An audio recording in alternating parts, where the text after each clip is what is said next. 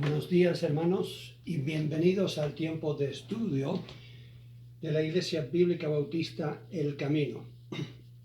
Me llamo Joel, soy el pastor de la congregación. Estamos en una serie del libro de Daniel y estamos en Daniel capítulo 9. Esta serie la he denominado Preparando el escenario para la llegada del Anticristo. Sabemos que el Anticristo vendrá en últimos tiempos. La Biblia habla de que hay muchos anticristos en el mundo hoy día. Son todos los que niegan que Jesucristo sea el Hijo de Dios, el Salvador del mundo. Pero también en ese espíritu de anticristo, yo creo personalmente que Satanás ha tenido a un anticristo preparado para cada generación. Y creo que lo que ha resultado es que ha llegado a ser ya algo como que la gente no le cree al cristiano que dice: vendrá un día en que habrá uno que sea el anticristo, peor que todos los demás. Y hemos visto ejemplos en Daniel de personajes que tenían apariencia del anticristo o que realmente nos muestran cómo será el anticristo a futuro. Pero aquí tenemos en capítulo 9 de Daniel algunas de las profecías más importantes de los últimos tiempos. Y antes de llegar a esas profecías, vemos que Daniel está en un tiempo de oración. Así que hoy vamos a hacer como un paréntesis. No vamos a ver profecía, lo vamos a dejar para la semana entrante, sino hoy vamos a ver esta oración de Daniel y qué tan importante es el orar cuando estamos en tiempo de crisis. Yo creo que el mundo de hoy está en crisis, y aunque tú personalmente no estés en crisis, los gobiernos del mundo lo están, las economías del mundo lo están. Estamos con esta peste que denominamos COVID-19.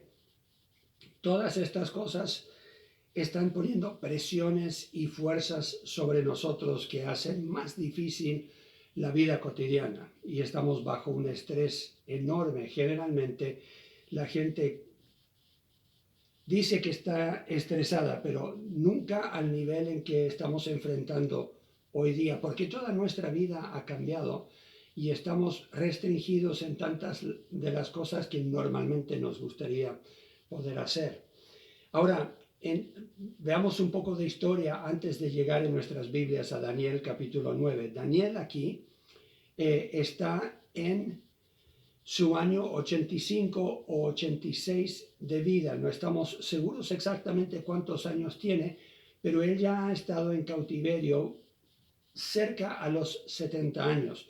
Y entonces se pueden imaginar lo que siente él cuando él comienza a leer en las Escrituras de que este tiempo de cautiverio va a durar justamente esos 70 años. Y es lo que sucede en Daniel capítulo 9. Así que sabemos que todavía era un hombre de mucha influencia, tenía poder político, tenía influencia en el pueblo de los judíos que estaban ahí. Y quiero que lean conmigo Daniel capítulo 9 y versículo 1. Dice: en el año primero de Darío, hijo de Asuero, de la nación de los Medos, que vino a ser rey sobre el reino de los caldeos, en el año primero de su reinado, yo, Daniel, miré atentamente en los libros el número de los años que habló Jehová al profeta Jeremías, que habían de cumplirse las desolaciones de Jerusalén en 70 años. Se pueden imaginar entonces lo que siente él al estar pensando: he sido un cautivo casi toda mi vida. Llegó seguramente a los 15, 16, quizás 17 años. Llegó cuando era un hombre joven, antes de cumplir los 20 probablemente. Llegó él a Babilonia como un cautivo con sus 3 amigos y un gran número de personas que fueron sacadas de Jerusalén en ese tiempo.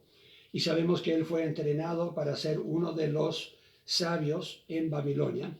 Esa historia ya la hemos visto. Si ustedes no han visto los videos previos, pueden volver atrás y ver esos videos para llegar a este punto de capítulo 9 y entender un poco qué es lo que está sucediendo en la vida de Daniel en este momento. Ya ha pasado suficiente tiempo que él está mirando hacia el futuro, al fin de su vida, y está pensando: ¿cuándo terminará todo esto del cautiverio? Porque Dios había dicho en Jeremías, pero en otros lugares también, que él cuando juzga va a juzgar, pero después, cuando el pueblo se arrepiente, va a volver el pueblo a su tierra y va a adorar otra vez en el templo. Así que tenemos a Daniel ya animado, pero también un poco turbado, queriendo saber más, queriendo saber si él tiene un rol en todo este proceso de un retorno del pueblo a su tierra. Jeremías capítulo 25. Jeremías capítulo 25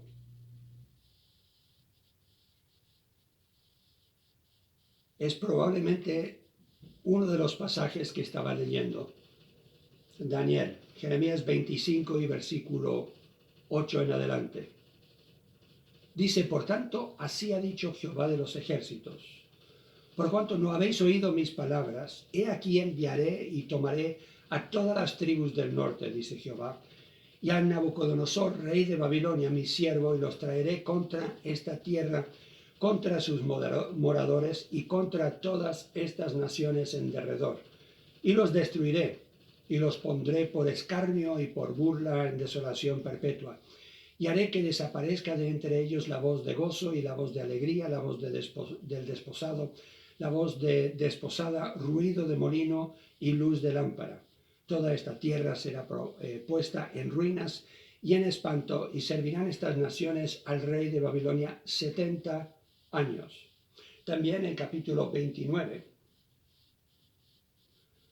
Jeremías 29, versículos 10 y 11, dice lo siguiente: porque así dijo Jehová, cuando en Babilonia se cumplan los 70 años, yo os visitaré y despertaré sobre vosotros mi buena palabra, para haceros volver a este lugar, porque yo sé los pensamientos que tengo acerca de vosotros, dice Jehová, pensamientos de paz y no de mal, para daros el fin que esperáis. Entonces, Dios claramente dice, yo los voy a poner en cautiverio por 70 años, pero en ese tiempo voy a mandar a alguien que despierte en ustedes el deseo de volver. Aunque pasen 70 años, de ustedes volverá un remanente y va a establecer de nuevo el templo y Jerusalén, y todo volverá como era antes o mejor, porque ya habrán despertado espiritualmente, habrá un avivamiento, la gente va a reconocer su pecado y ellos tendrán otra vez un corazón dedicado a Dios. Ahora, ¿cómo calcular esos 70 años? Alguno dirá, pero eso es fácil. ¿Cuándo comenzó el cautiverio?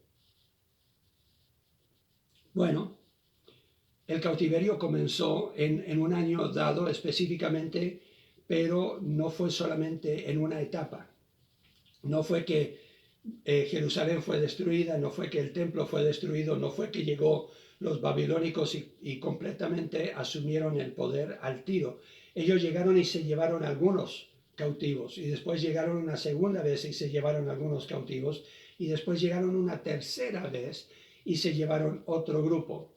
Y lo mismo cuando volvieron a Jerusalén, volvieron en 3 etapas, en 3 diferentes años. Así que vemos que no era tan fácil simplemente poner una fecha y una hora y decir cuando se cumplan esos 70, entonces todo va a estar resuelto, vamos a saber que ahí vamos a comenzar a volver. Dios es exacto en la forma que Él hace las cosas, pero ellos seguramente estaban pensando, ¿comenzamos cuando se llevaron los primeros cautivos o comenzamos cuando se destruyeron algunos de los muros de Jerusalén o comenzamos cuando se destruyó la fecha en que se destruyó el templo o cuándo vamos a comenzar a contar estos 70 años? Y algunos dicen, pero ¿y por qué orar? ¿Por qué pasar todo este tiempo como lo hace Daniel capítulo 9? Daniel aquí en capítulo 9 tiene toda esta oración de confesión, él tiene todo este tiempo de pedirle a Dios que le muestre cuándo va a suceder. Hay mucha gente que dice, si Dios dijo que va a suceder, simplemente hay que dejar que Él obre. Yo no me voy a involucrar en este tiempo de oración. Pero quiero que ustedes vean lo que la Biblia dice en 1 de Juan, capítulo 5. 1 de Juan, capítulo 5, versículo 14 en adelante.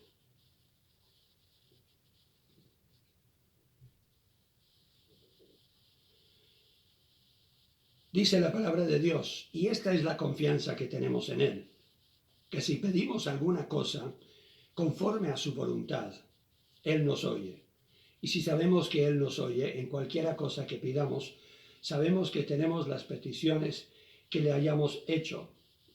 La idea de muchos es que yo voy a pedirle a Dios por algo que yo no sepa si es su voluntad o no. Pero en cuanto a las cosas que ya sabemos porque están en su palabra, que son su voluntad, simplemente se la voy a dejar en las manos de Dios. Pero aquí tenemos a Daniel, que él está dispuesto a orar, y orar fervientemente, orar con una pasión, porque él quiere saber cuándo van a suceder estas cosas y cuál va a ser su rol, qué preparación tiene que hacer él, cómo se tiene que involucrar él en este proceso. Y yo creo que a veces nosotros somos muy pasivos en cuanto a nuestras oraciones. Sabemos que el fin vendrá, sabemos que nosotros tenemos que estar preparados para la venida del Señor, pero muy pocos de nosotros oramos por esas cosas, y otras cosas cuando vemos que la Biblia ya lo dice, simplemente estamos tranquilos y con los brazos cruzados diciendo, algún día Dios va a cumplir su palabra y yo puedo estar tranquilo. Si Dios lo promete, yo no tengo que orar por las cosas que Dios ya me ha prometido. Yo no veo eso en la Biblia. La Biblia dice que nosotros deberíamos igual estar pidiendo que se cumpla la voluntad de Dios. Eso lo vemos en el ejemplo de Jesús cuando Él ora al Padre. Y Él pide por unidad, Él pide por muchas cosas que Él ya sabe que algún día se van a cumplir, pero pide que sucedan en el tiempo de Dios, y Él está involucrado en lo que Dios está haciendo, en lo que su Padre está haciendo aquí sobre la tierra.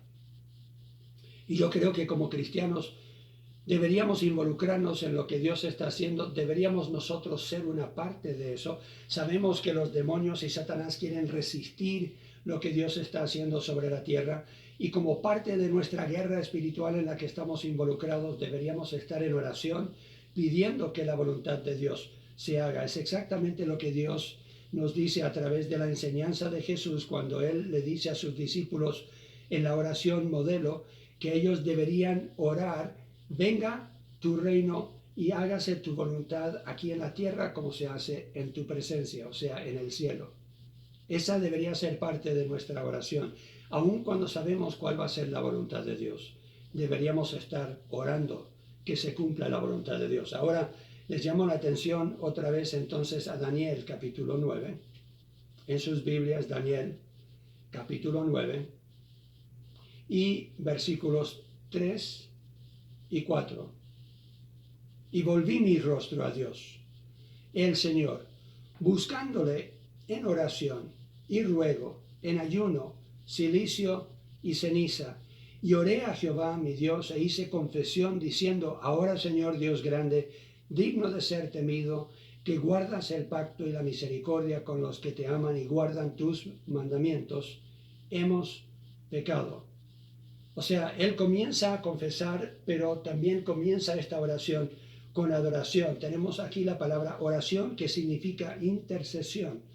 Hay diferentes palabras que se podrían ocupar en la Biblia para lo que nosotros vemos traducido en español como oración. Y en este caso, en el hebreo, está hablando de una intercesión con petición. O sea, él está orando, pero no solamente por sí mismo, él está orando por otros. Él está confesando no solamente sus pecados, pero los pecados del pueblo.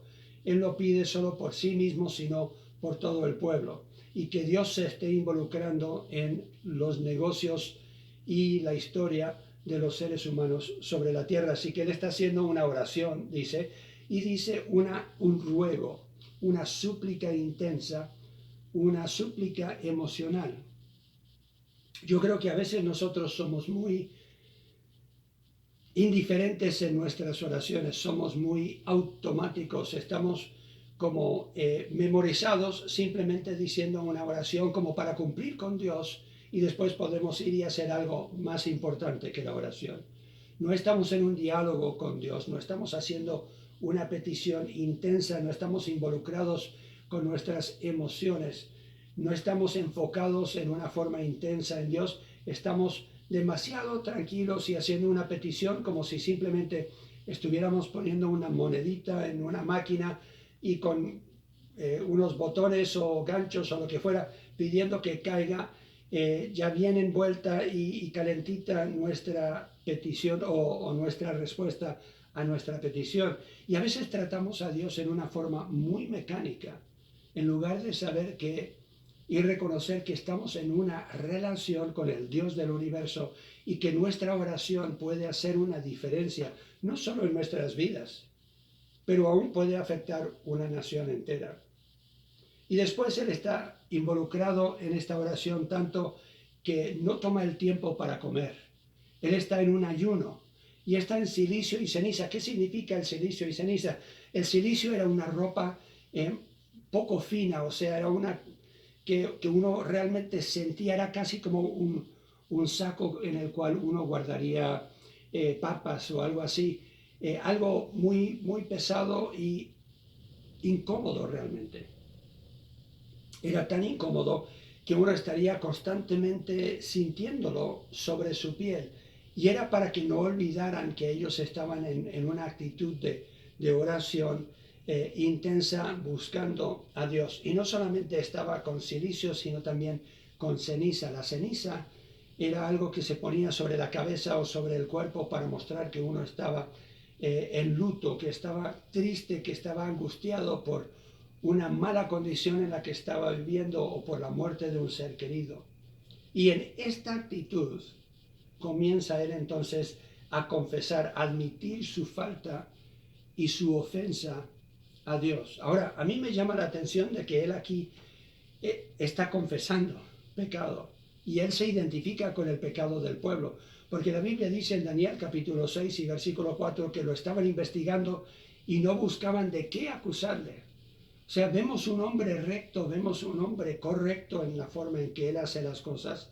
Y es sorprendente que él se sienta identificado con los pecados del pueblo. Pero aún tan recto era en su comportamiento que Daniel igual reconoce que él es parte del pueblo de Dios y que era parte del pecado en general que había cometido el pueblo. Dice versículo 5, hemos pecado, hemos cometido iniquidad, hemos hecho impíamente y hemos sido rebeldes. Y nos hemos apartado de tus mandamientos y de tus ordenanzas. Interesante que él no solamente dice, bueno, pecamos, pero la Biblia dice que tú nos perdonas, así que por favor perdónanos. No, él está reconociendo aquí no solamente que ellos no han hecho lo correcto, como la Biblia dice, el que sabe hacer lo bueno y no lo hace es pecado. No es que solamente no hayan hecho lo correcto, sino han dejado también de lado a Dios, porque han sido rebeldes, han vivido en una forma independiente de Dios, se han apartado de los mandamientos de Dios y de sus ordenanzas. Versículo 6. ¿No hemos obedecido a tus siervos los profetas? O sea, no hemos tomado en cuenta sus prédicas, no hemos tomado en cuenta lo que ellos han escrito a nombre tuyo, que en tu nombre hablaron a nuestros reyes, a nuestros príncipes, a nuestros padres y a todo el pueblo de la tierra. Tuya es, Señor, la justicia y nuestra la confusión de rostro, como en el día de hoy lleva todo hombre de Judá, los moradores de Jerusalén y todo Israel, los de cerca y los de lejos, en todas las tierras donde los has echado a causa de su rebelión con que se rebelaron contra ti. Oh Jehová, nuestra es la confusión de rostro, de nuestros reyes, de nuestros príncipes y de nuestros padres, porque contra ti pecamos. De Jehová nuestro Dios es el tener misericordia y el perdonar, aunque contra Él nos hemos rebelado. O sea, lo que Él está diciendo, yo reconozco nuestro pecado, pero también recuerdo tu misericordia, recuerdo quién eres tú como Dios. Y entonces es como una mezcla de adoración, de reconocimiento de quién es Dios y también de confesión, de petición, de que Dios tenga misericordia de ellos. Versículo 10. Y no obedecimos a la voz de Jehová nuestro Dios para andar en sus leyes que Él puso delante de nosotros por medio de sus siervos los profetas. Todo Israel traspasó tu ley, apartándose para no obedecer tu voz, por lo cual ha caído sobre nosotros la maldición y el juramento que está escrito en la ley de Moisés, siervo de Dios, porque contra Él pecamos. O sea, Él también está recordando lo que Él ha leído en las Escrituras, que justamente Dios había dicho antes, Si ustedes desobedecen, se apartan de mi ley, no me toman en cuenta, no escuchan a los profetas, entonces estas calamidades, estas cosas van a suceder. Dios ya lo había dicho y ellos estaban viviendo las consecuencias de no haber tomado en cuenta la palabra de Dios y a Dios mismo. Versículo 12.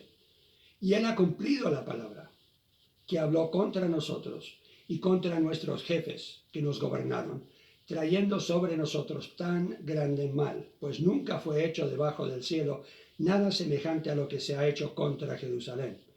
Conforme está escrito en la ley de Moisés, con todo este mal vino sobre nosotros, y no hemos implorado el favor de Jehová nuestro Dios, para convertirnos de nuestras maldades y entender tu verdad. Por tanto, Jehová veló sobre el mal y lo trajo sobre nosotros, porque justo es Jehová nuestro Dios en todas sus obras que ha hecho, porque no obedecimos a su voz. Ahora pues, Señor Dios nuestro, que sacaste tu pueblo de la tierra de Egipto con mano poderosa y te hiciste renombre cual lo tienes hoy, hemos pecado, hemos hecho impíamente. Oh Señor, conforme a todos tus actos de justicia, apártese ahora tu ira y tu furor de sobre tu ciudad Jerusalén, tu santo monte, porque a causa de nuestros pecados y por la maldad de nuestros padres, Jerusalén y tu pueblo son el oprobio de todos en derredor nuestro. Ahora pues, Dios nuestro, oye la oración de tu siervo y sus ruegos, y haz que tu rostro resplandezca sobre tu santuario asolado por amor del Señor. Inclina, oh Dios mío, tu oído, y oye, abre tus ojos y mira nuestras desolaciones, y la ciudad sobre la cual es invocado tu nombre. Porque no elevamos nuestros ruegos ante ti confiando en nuestras justicias, sino en tus muchas misericordias. Oye, Señor, oh Señor, perdona, presta oído, Señor, y hazlo, no tardes por amor de ti mismo, Dios mío, porque tu nombre es invocado sobre tu ciudad y sobre tu pueblo. Increíble oración, increíble como él confiesa no solamente como él ha fallado, como siendo parte del pueblo de Dios, pero algo de la historia y lo que dice la palabra de Dios, y recuerda, aún ante Dios mismo, pero seguramente para fortalecer su fe, él le recuerda a Dios que Él es misericordioso y que Él ha hecho estas promesas, que cuando el pueblo reconoce su pecado y cuando tienen que pasar o han pasado por lo que tienen que pasar en cuanto a el juicio de Dios y Dios disciplinándolos como pueblo, que después de eso, cuando se arrepienten, que Dios ha prometido también mostrar su misericordia y perdonar su pecado. Y entonces, basado en la palabra de Dios, Él está haciendo esta plegaria. Vemos que su oración es bíblica, o sea, Él recuerda las promesas de Dios y recuerda lo que la Biblia dice acerca de cómo es Dios. Él hace una comparación entre las imperfecciones de los seres humanos que intentan, algunos de ellos, seguir a Dios, pero la mayoría son rebeldes. Él hace una comparación entre ellos y las perfecciones de Dios y la justicia de Dios y la santidad de Dios y la misericordia de Dios. Y él hace una confesión, habla claramente de cómo ellos se han rebelado contra Dios. No han tomado en cuenta, no han escuchado, no han obedecido. Y hace una petición específica y directa.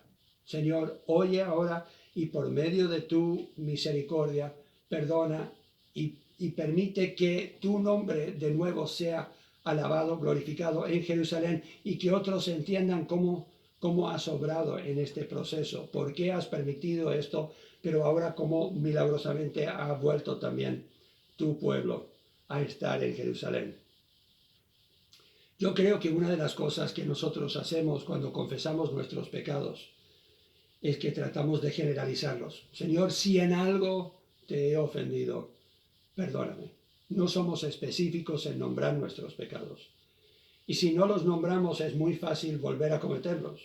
Si no nombramos los pecados, es muy fácil dejar que sean parte de nuestra vida cotidiana y no tener que enfrentar realmente cómo somos nosotros. Deberíamos, cuando confesamos nuestros pecados, reconocer por nombre qué es lo que realmente hemos hecho y cómo eso muestra que todavía nos falta mucho en nuestro crecimiento espiritual y nuestra relación con Dios, y que Dios es justo en dejar o permitir que nosotros vivamos las consecuencias de esos pecados, o que Él activamente traiga algo a nuestra vida para disciplinarnos, como dice Hebreos capítulo 12. Entonces deberíamos nosotros confesar nuestros pecados, y si necesitamos un ejemplo de cómo hacerlo, podemos ver cómo lo hace Daniel aquí en capítulo 9 de Daniel. Pero quiero que vayan conmigo a Santiago capítulo 4. Santiago capítulo 4, versículos 6 en adelante.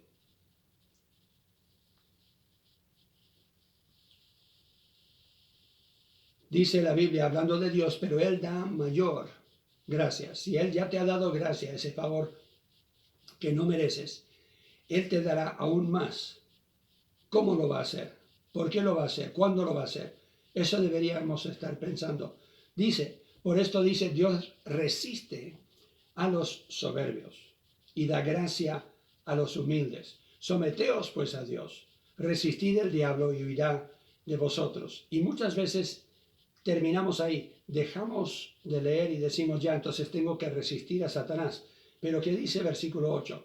Acercaos a Dios y Él se acercará a vosotros. Pecadores, limpiad las manos, y vosotros de doble ánimo, purificad vuestros corazones, afligíos y lamentad y llorad. Vuestra risa se convierta en lloro y vuestro gozo en tristeza. Humillaos delante del Señor y Él os exaltará.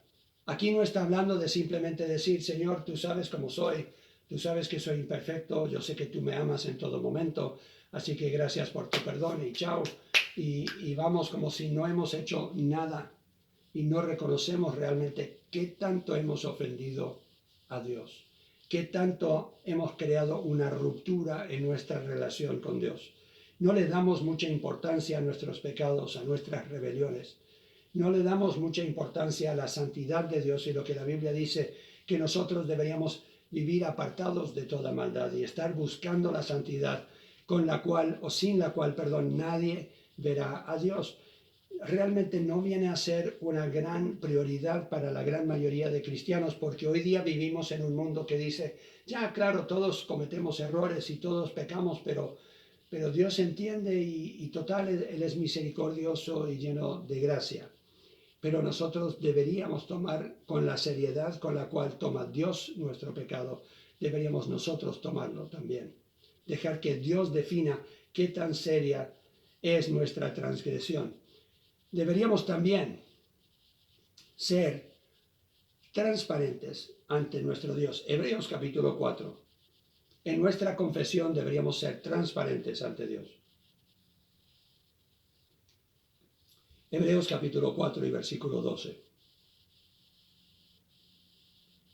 Dice lo siguiente: porque la palabra de Dios es viva y eficaz, y más cortante que toda espada de dos filos, y penetra hasta partir el alma y el espíritu, las coyunturas y los tuétanos, y discierne los pensamientos y las intenciones del corazón.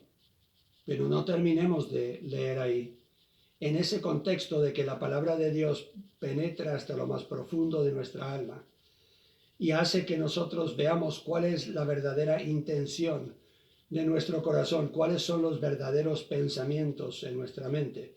Dice, y no hay cosa creada que no sea manifiesta en su presencia. Antes bien, todas las cosas están desnudas y abiertas a los ojos de aquel a quien tenemos que dar cuenta. Ante el que algún día pedirá que le rindamos cuenta, todo está desnudo, todo lo que está en nuestro corazón, todo lo que está en nuestra mente. Quizás otros no lo vean, quizás otros no lo sepan, quizás externamente estemos actuando correctamente, pero en el corazón estamos enojados, frustrados, estamos juzgando, estamos nosotros pecando contra otros en el corazón, pero externamente no hemos hecho nada y creemos estar bien con Dios.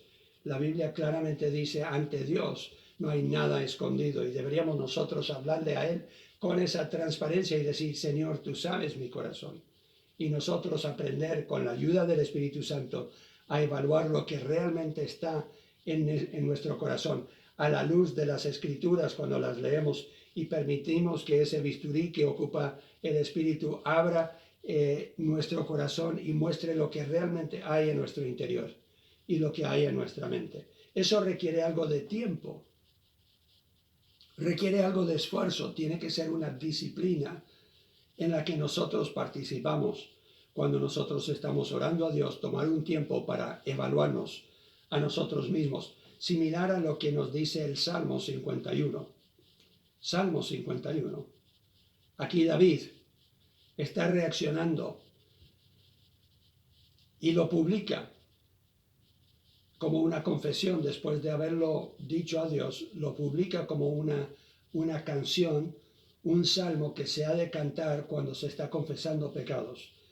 Y dice que lo publica y se lo da al músico principal. Se pueden imaginar que esa transparencia, como rey, uno diría, él seguramente quiere esconder su pecado, pero él se lo da al músico principal. Es un salmo de David cuando después que se llegó a Betsabé, vino a él Natán el profeta y lo acusa.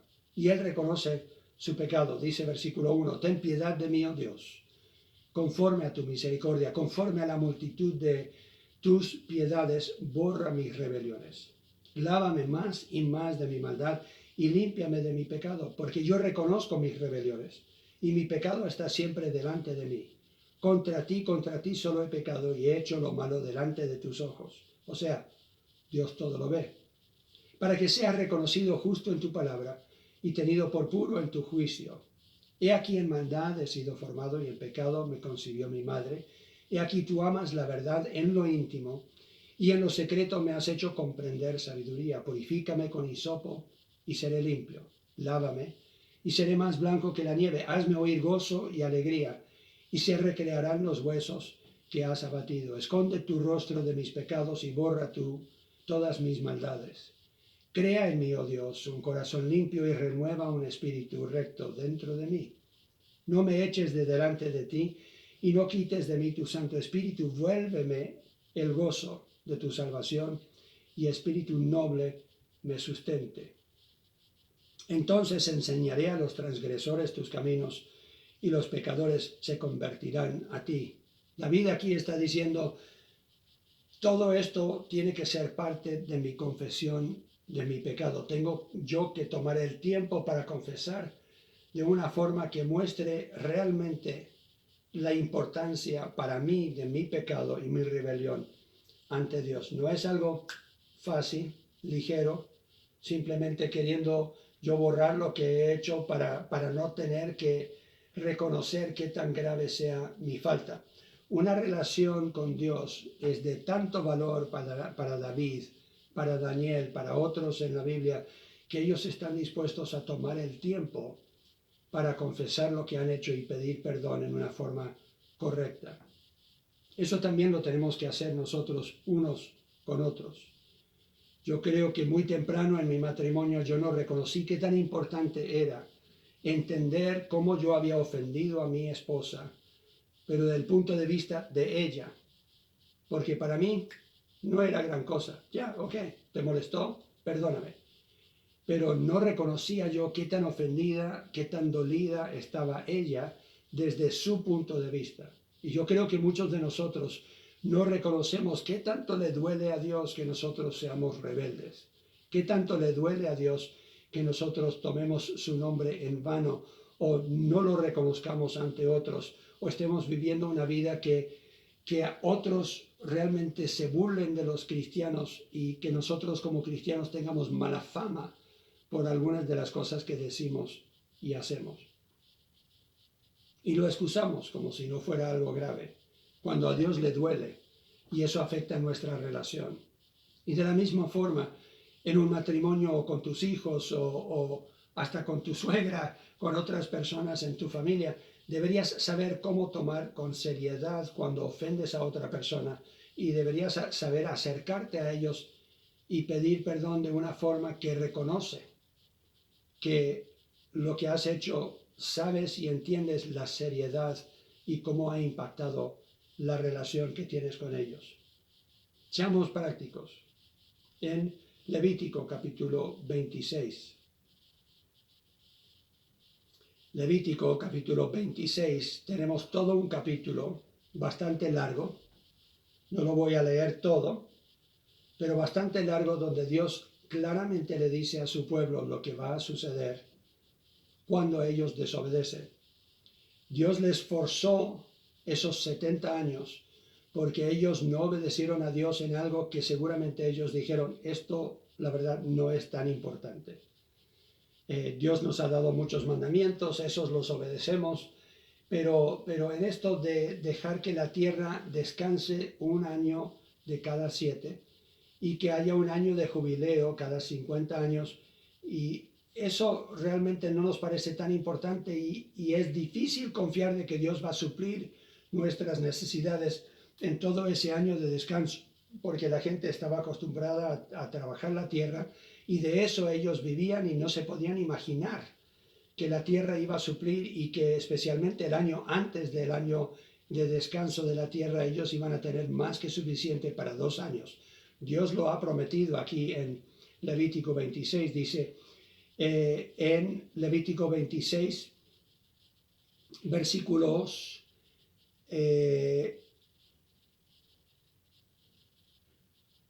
3 en adelante, dice: si anduviereis en mis decretos y guardareis mis mandamientos y los pusiereis por obra, yo daré vuestra lluvia en su tiempo, y la tierra rendirá sus productos, y el árbol del campo dará su fruto.